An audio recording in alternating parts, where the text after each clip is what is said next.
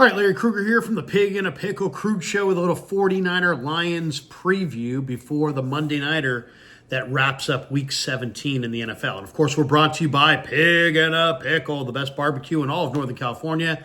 Check them out. They're in Emeryville. They're in Corte Madera. They're open 7 days a week from 11 a.m. till 8 p.m. or until they run out. And they do run out, so get there early. Go say hi to Damon and Mary. Get some brisket chili. Tell them that Krug sent you. This video also brought to you by Sharp Corner Sports Cards and Collectibles. They're at 205 Cypress Avenue in Pacific Grove, California, along the Monterey Peninsula. Call my friend Anthony Catania. He's at 831-521-5264. And this video is sponsored by Better, the official daily fantasy sponsor of the Krug Show. Use Better to make daily fantasy lineups and win real money. Download the app below. Make sure you use the promo code Niners to get that first deposit matched up at $200. Everyone who signs up is automatically entered in the drawing to win a free signed Ricky Pearsall jersey. We'll announce the winner of the Pearsall jersey on Super Bowl Sunday night. In our postgame show after Super Bowl 59, we will announce who wins the Ricky Pearsall jersey. Thanks to Better for being a proud sponsor of the Krug Show. All right, let's talk a little bit about the Niners and the Lions and what we can expect to see. It's interesting. Jennings, I think, could have a big game. Detroit's defense is allowing the fifth most pass attempts per game, 35.3. The Niners' offense has not been the same without Trent Williams, but this Lions defense is injury ravaged at this point. 30% of the Lions' opponents' dropbacks result in a target to a slot receiver, second highest rate in the league, according to Next Gen Stats. No one's played more out of the slot than JJ for the Niners. So expect Jennings out of the slot to maybe have a big game against this Lions defense that's struggled against slot receivers. Now, Brock Purdy might have a decent game passing the ball as well. Over the past 4 weeks, Detroit is allowing a league-high 26.2 points per game to quarterbacks. They rank 30th in the league in pass defense. Going back to Week 13, Detroit is 19th in pressure rate, despite the fact they blitz at the third highest rate in the entire league. So it's an injury-riddled defense for sure that's kind of limping to the finish line. They're really good in the secondary. A year ago, that was their problem spot, but they brought in Terrion Arnold and Enos Rakestraw. They really addressed that in the draft. And now it's kind of the strength of their football team. Leading the way by the guy who leads the way in their secondary is Brian Branch, who's probably the best free safety in the game right now. Isaac Guerendo is back in action in this game. In his 2 games since CMC went on the IR, Guerendo is averaging 18.5 touches per game and a 10.5% target share. So he's facing a Lions defense that has allowed 7 rushing touchdowns just over the past 3 games alone. So I expect Guerendo to hit pay dirt in this one. The 49ers have done a really good job against opposing wide receivers. The Niners have allowed the fewest fantasy points to wide receivers all season, the fewest yards per game to perimeter receivers, and the fewest receptions and yards on deep passes. So Amon-Ra, St. Brown, Jamison Williams, those guys are going to be challenged. Williams has huge speed. Amon-Ra is an incredible route runner with great hands. But I think both those guys going up against Renardo Green and Demo Lenore, I think the 49ers are pretty well set there. And that could be advantage 49ers. Of course, the storyline in this one is for the Lions. They look at this as a rematch of last year's NFC Championship game. They blew a second half lead where they led by 17. And I'm sure that's on their mind. And they would love a big, resounding blowout victory. And I think the goal of tonight is don't get embarrassed. Don't get embarrassed, especially if you're playing your number one guys. If you're playing your bench guys, who cares? But if you're playing your number one guys, don't get embarrassed. And the Niners are going to play their number one guys, so they better not get embarrassed. That's really the key for tonight. Detroit has a perfect road record. They're 7-0 on the road. It's the longest road winning streak in the history of their franchise. They've lost, though, 14 consecutive road games to the 49ers. So we'll see if the Lions can do something they have not been able to do for a long, long time, and that's win here in Northern California. The key for the Niners in this game is they're going to have to steal a possession. Now, what does that mean? Does that mean a fake punt? Man, I don't know about that. I don't know if I would trust their special teams unit. But the Niners have to generate turnovers and they have to get a takeaway. In the last, Niners have just one takeaway in the last 5 games. That's the second fewest in the NFL over that span, over a 5-game span. So that's the key. How did the Niners win this game? They run the ball effectively. They play keep away from Goff and their explosive offense. And they get a couple turnovers. 49ers +2 at the end of this game in turnovers. I think they got a shot. Probably going to take more like +3 to get the win because Detroit's that good and the Niners are struggling. But that's it right there. If the Niners generate turnovers tonight, they win. If they can't generate turnovers, they're going to lose this game. The Lions defense has given up the most fantasy points to quarterbacks over the past 4 weeks. So look for Brock Purdy to bounce back with a decent passing effort. The Lions this year, 9-2, or I should say under Dan Campbell, 9-2 in primetime. That's not against the spread. That's 9-2 straight out. So 9-2 straight up, 8-3 against the spread in primetime games under Campbell. So they're going to show. They're going to fire in this game. What's going to be interesting in this one is, can the Niners offensive line stand up? The Niners are scrambling. I mean, they may have 3 new starters on the offensive line. Aaron Banks is out at left guard. Jalen Moore is now out with the quad injury at left tackle. The 49ers are going to have probably 3. Colton McKivitz may or may not go. He's questionable.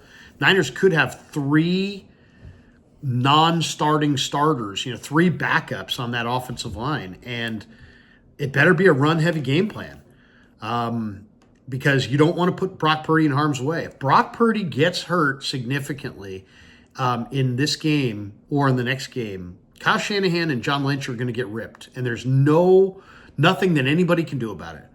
Players are going to rip them. Media are going to rip them. Local media, national media. They're playing their quarterback. They're putting their quarterback in harm's way behind a makeshift line. That's it, bottom line. I know you don't tank in the NFL, but you're already not playing Trent Williams. You're already not playing Dre Greenlaw. I don't think I would play Brock Purdy. They're going to. Behind a line that when it was fully capable this year was pretty bad. Bottom 3rd line in the league this year as far as pressure rate on Brock Purdy, and now 3/5 of their starters are out. So I think it's ill-advised to play Brock Purdy, but they're going to do it. So there you go.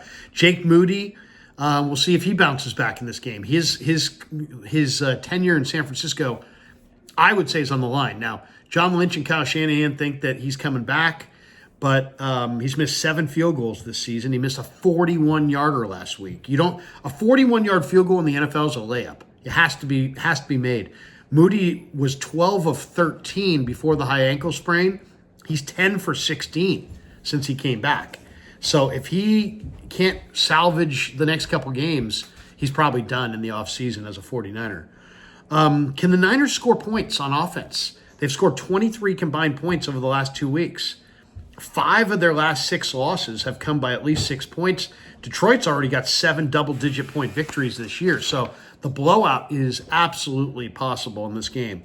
One thing I'd like to see, I want to see Jacob Cowing from scrimmage. Cowing's played from on special teams as a punt returner. I want to see him from scrimmage.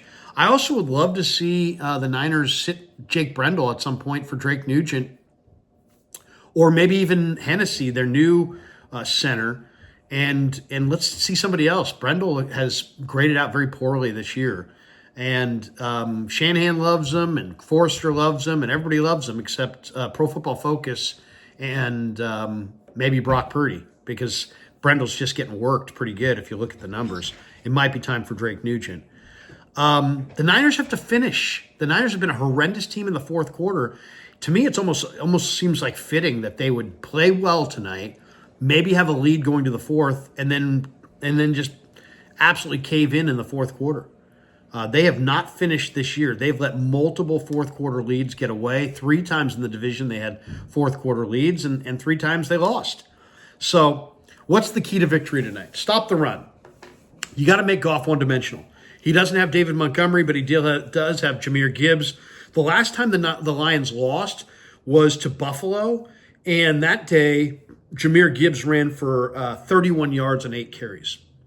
So Buffalo shut down Gibbs, and they beat the Lions. The Niners' defense is ranked 15th against the run. They give up 121 yards per game. They got to set the edge, and they got to bring more than one hat to the table. They've leaned way too much on Warner and recently Greenlaw to do all their run D. It's got to be a team effort.